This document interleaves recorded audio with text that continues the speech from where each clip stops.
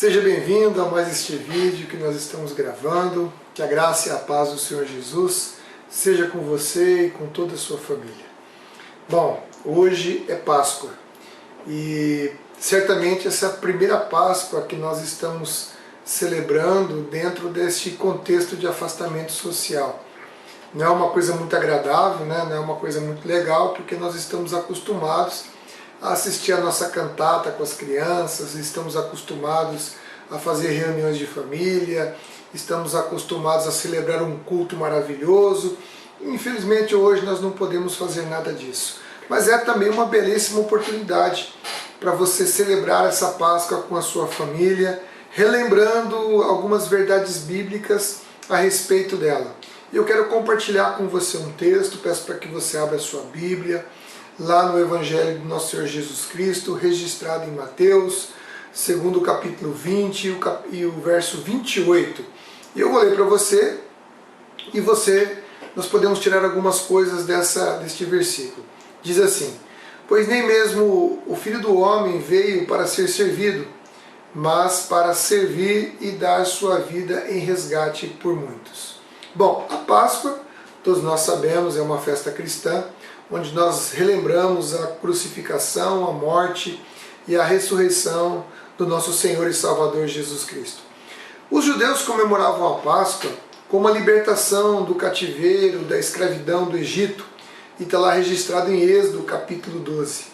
Através do sacrifício de um cordeiro, eles pegaram o sangue, passaram nos umbrais das portas e das janelas, para que quando o anjo da morte passasse, os primogênitos de Israel, dos filhos de Israel, fossem poupados.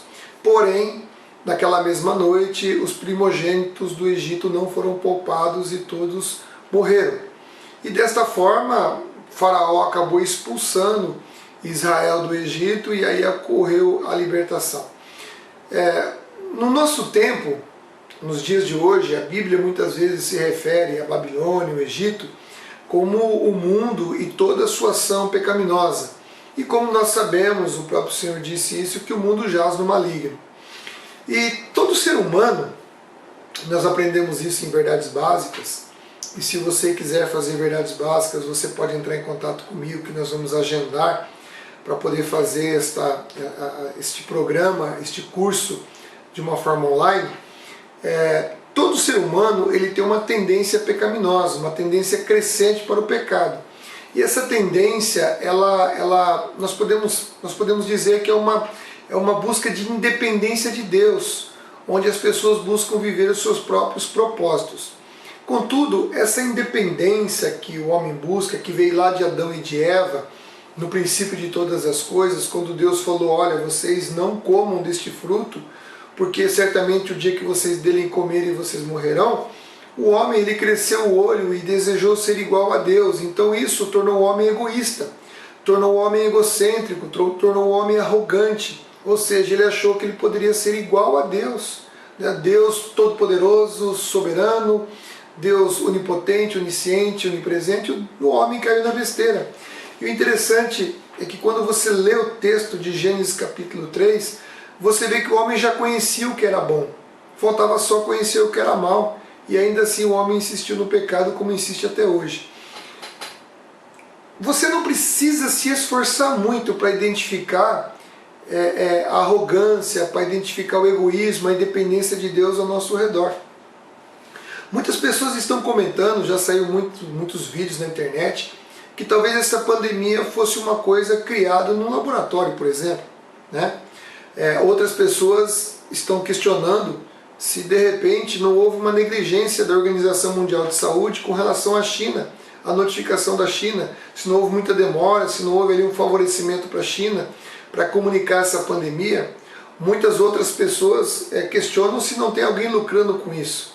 Independente de todo e qualquer argumento que esteja tendo em relação a essa pandemia, a verdade, se ele tem fundamento ou se ele não tem fundamento, se é verdade ou não é verdade, o fato é o seguinte, que tudo isso é fruto da ambição, do egoísmo e da arrogância humana.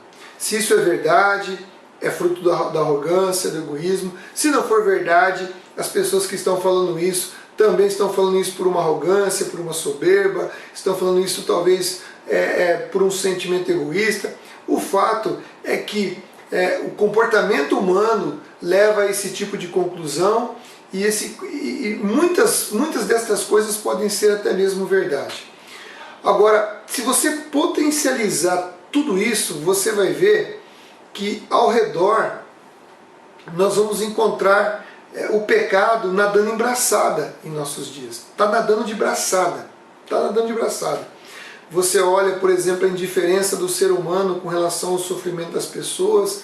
Você olha, por exemplo, como que as pessoas têm se comportado no meio desta pandemia, algumas de uma maneira muito irresponsável, não respeitando as autoridades e as suas recomendações, outras demonstrando desrespeito, estão morrendo de medo, mas querem demonstrar que não estão com medo através de um ato irresponsável. O fato é que nós vemos aí, não só com relação a estes exemplos, mas com relação até mesmo à exploração do dólar. Olha, observa, por exemplo, uma situação que eu vou citar. O álcool no final do ano passado, nós chegamos a pagar R$ 3,08, agora está R$ 1,96. O que você acha que é isso? Qual é o fruto disso? Né? Então, nós percebemos que maior do que a escravidão do Egito, que foi uma escravidão física, hoje nós presenciamos uma escravidão psicológica, uma escravidão ideológica, uma escravidão mental vinculada às ações humanas decorrentes desse sentimento de independência, decorrentes desse sentimento egoísta, desse sentimento egocêntrico, né? Normalmente o ser humano ele nem mesmo consegue por si mesmo enxergar que as suas ações são pecaminosas. Se você conversar com as pessoas que praticam tais atos, elas nunca vão achar que isso é pecado, porque para ela pecado é matar, é roubar, é enganar os outros, né? São pecados comuns. Elas não conseguem enxergar as suas atitudes como pecado. Elas estão tão bitoladas no seu modo de pensar, no seu modo de agir, que fica como um hamster. Sabe aquele hamster que fica correndo naquela rodinha e não sai do mesmo lugar? Ou seja, ela nunca vai mudar o seu modo de pensar. É quase uma cauterização mental, uma mente anestesiada pelo pecado, que não consegue enxergar que as suas ações são fruto de um desejo de independência de Deus. E nós vimos pelas nossas devocionais que nós estamos lendo, que a independência de Deus ela é extremamente maléfica. Nós vimos isso lá no livro de Juízes. Nós podemos observar agora, na devocional de hoje, de ontem, aliás, quando Jeroboão ele acabou se tornando o rei do reino do norte, das 10 tribos de Israel, e ali ele levou o povo para a idolatria. Depois também Roboão, ele ouviu um conselho errado de jovens amigos seus, em detrimento de um conselho mais centrado, um conselho mais correto, né, de pessoas mais experientes. Ele ignorou tudo aquilo por causa de quê? Por causa da arrogância, por causa da prepotência, por causa da soberba. E Roboão também depois acabou partindo para o lado da idolatria. Então você vê que a mente está anestesiada e a pessoa não vê razão para mudar o seu comportamento. Roboão não viu razão para mudar o comportamento dele, muito embora os seus conselheiros mais experientes disseram para ele: olha, atende o povo, que eles vão ser seus súditos leais. Ele não quis saber. No coração dele não havia razão para mudar. E hoje você percebe isso no coração de muitas pessoas. E aqui justamente entra a nossa Páscoa, né?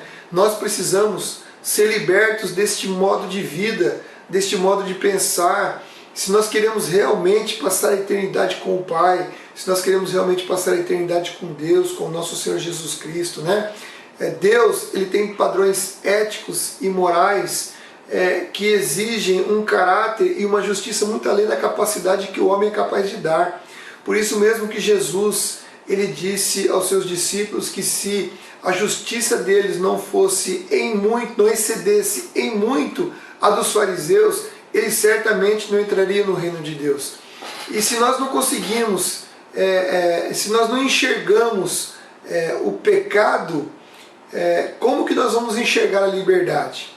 Se nós não enxergamos a liberdade, nós precisamos de alguém que nos conduza até essa liberdade. E Deus nos conduz.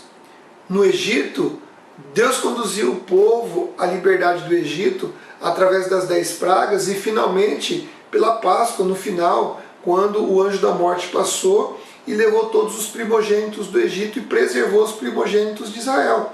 Mas hoje, em nossos dias, não é mais o sacrifício de um animal, é o sacrifício do próprio Filho de Deus. Olha o texto de João, capítulo 1, verso 29, o que ele diz. No dia seguinte, João viu Jesus caminhando em sua direção e disse: vejam, é o Cordeiro de Deus que tira o pecado do mundo. Jesus, sendo Deus, ele abriu mão de todas as suas prerrogativas, né? Se fez carne, ele abriu mão da sua glória, ele abriu mão, talvez não de todo o seu poder, mas ele abriu mão da sua glória, das suas prerrogativas como Deus, e ele se fez carne, ele se humilhou como criatura, e ele viveu entre nós. Ele foi provado de todas as maneiras, foi tentado de todas as maneiras, mas ele não pecou. E por isso ele afirmou que ele não veio para ser servido, mas ele veio para servir e dar a vida em resgate por muitos. Ou seja, só pode ser liberto aquela pessoa que compreende que realmente é escravo, que está preso ou que realmente precisa da liberdade. Se você não consegue compreender que você é escravo do pecado ou que você precisa ser liberto do pecado, então não há razão para você pedir por liberdade, não há razão para você crer no Evangelho, não há razão para você dizer que você crê em Jesus Cristo, não há razão para isso. Primeira coisa, você precisa crer que você precisa de ajuda. E é por isso que é necessário um espírito humilde. É por isso que é necessário que você concorde com Deus com relação ao certo e ao errado. Se você crê que a Bíblia é realmente um livro onde você confessa sua fé, professa sua fé, parabéns, você já deu o primeiro passo. No entanto, é preciso que você concorde com a Bíblia. Porque não adianta nada você achar que a Bíblia é seu livro de fé, você concorde que ele é um livro inspirado por Deus, você concorde que aqui conste a palavra de Deus, mas você não conhece ela, você não lê, você não busca, você não tenta compreender Deus através da Bíblia, você quer compreender Deus e entender Deus através do seu coração, e seu coração é enganoso. Jeremias falou isso. Enganoso é o coração do homem, desesperadamente corrupto, quem o conhecerá? Muitas pessoas veem o pecado segundo a sua própria compreensão ou segundo o que elas ouvem das outras pessoas. E não é isso. O pecado é aquilo que a Bíblia define como pecado, independente se você concorda ou não. A Bíblia definiu que é pecado, ponto final. Ela é a última palavra, porque ela é a palavra de Deus em relação a essas coisas. E uma vez que você está ciente desta verdade bíblica, nós devemos ter um espírito humilde. Para quê? Para tornar essa verdade parte das nossas vidas e nossos corações. Talvez essa seja a questão mais difícil. Você tornar a verdade bíblica uma verdade no seu coração. Então exige o quê? Renúncia. Que você renuncie a si mesmo. Que você tome a cruz de Cristo e você morra para as suas convicções, para que você possa tomar as convicções da Bíblia, as convicções de Cristo na sua vida. Então isso é uma mudança da maneira de pensar. É o que nós chamamos de metanoel, é a mudança de mente, é a mudança de atitude, é a mudança de comportamento, né? É aquilo que Jesus disse para Nicodemos: importa que vos é necessário nascer de novo. E esse nascer de novo é uma mudança completamente da sua mente. Você concorda com Deus, você dá as costas para a sua antiga vida e você passa a viver uma vida que venha realmente agradar a Deus. E quando nós fazemos isso, a Páscoa está ocorrendo na nossa vida. É o que diz lá Mateus 26, 28, quando Jesus disse: porque este é o meu sangue que confirma a aliança, ele é derramado como sacrifício para perdoar o pecado de muitos. Então Jesus, ele derrama o sangue dele naquela cruz, para quê? Para que o meu e o seu pecado possa ser perdoado. O Cordeiro de Deus derramou o sangue para que os nossos olhos fossem abertos, para que nós pudéssemos enxergar a vã maneira de viver que nós vivemos até agora. O nosso modo incorreto de ver a vida, através das lentes dos nossos próprios olhos corruptos. Nós precisamos mudar isso. Quando Jesus abre os nossos olhos, nós enxergamos o pecado como ele realmente é, uma coisa suja, uma coisa imunda. Ele representa a morte, ele não traz nada de bom, ele só nos afasta de Deus e do reino. Essa é a verdade. Os nossos olhos precisam ser abertos para que nós possamos enxergar a graça como ela realmente é, libertadora da nossa vã maneira de viver. A vã maneira de viver significa, por exemplo, você correr atrás daquilo que é desnecessário. Não que você não tenha que trabalhar, todos nós temos que trabalhar, mas há pessoas que vivem para o trabalho, para conquistar cada vez mais coisas, achando que a vida é comer, beber e vestir. Não é. Jesus disse: busque primeiro o reino de Deus e a sua justiça, e estas coisas, comer, beber e vestir, o Pai nos dá graciosamente todos os dias da nossa vida. Sabe? Quando você busca o reino de Deus, quando você se consagra ao Senhor, quando você se entrega a Cristo, Ele dá para você, Ele tem prazer em te ajudar, em te fortalecer, em dar essas coisas para você. E quando nós enxergamos que Jesus foi para a cruz por amor a cada um de nós, nós somos livres para escolher adorar a Deus. É isso que Deus quer. Deus não quer uma adoração mecânica. Deus quer que você escolha amá-lo. Deus quer que você escolha servi-lo. Deus quer que você escolha ir voluntariamente você para a cruz, crucificar o seu ego, crucificar os seus desejos, os seus sonhos, os seus planos, para que os planos de Deus, os sonhos de Deus entrem na sua vida, entrem no seu coração e você possa viver vitoriosamente. Por isso que Paulo faz uma advertência lá em Gálatas 5:1. Ele diz assim: portanto, permaneçam firmes nessa liberdade. Qual a liberdade? A liberdade que é em Cristo. Porque Cristo verdadeiramente nos libertou da escravidão do pecado, nos libertou da nossa forma de ver o mundo, de buscar somente as conquistas materiais, buscar somente a felicidade egoísta. Sabe, eu me lembro da época em que eu bebia, em que eu, buscava o prazer de uma maneira egoísta, através muitas vezes do álcool, e não pensava na minha esposa se ela gostava ou não, se o cheiro era agradável ou não para ela, se ela estava gostando ou não daquelas companhias, se ela estava gostando ou não das minhas atitudes, dos meus comportamentos. Então, causava muita infelicidade, muita tristeza. Se os meus filhos estavam curtindo o pai que eles tinham, então às vezes você acha que você está abafando, e na verdade você só está trazendo tristeza, só está trazendo desarmonia para a sua família. A morte de Cristo é a confirmação da vitória de Deus sobre o pecado, sobre a sua consequência, que é a morte, e sobre o seu autor, que é Satanás. Jesus, ele venceu a morte, ele venceu o pecado, e ele venceu Satanás naquela cruz. E essa vitória ele deu para mim e para você. Por quê? Porque em Cristo nós já não vivemos mais para nós mesmos, mas nós vivemos para Cristo. E quando nós vivemos para Cristo, nós já não somos mais egoístas. Porque é 1 Coríntios 3 na sua vida. Você ama sem esperar a retribuição desse amor. Você faz as coisas sem esperar a gratidão das pessoas. Você ama a sua esposa e você não espera sinceramente que ela vai retribuir esse amor, porque na verdade você já é amado de Cristo.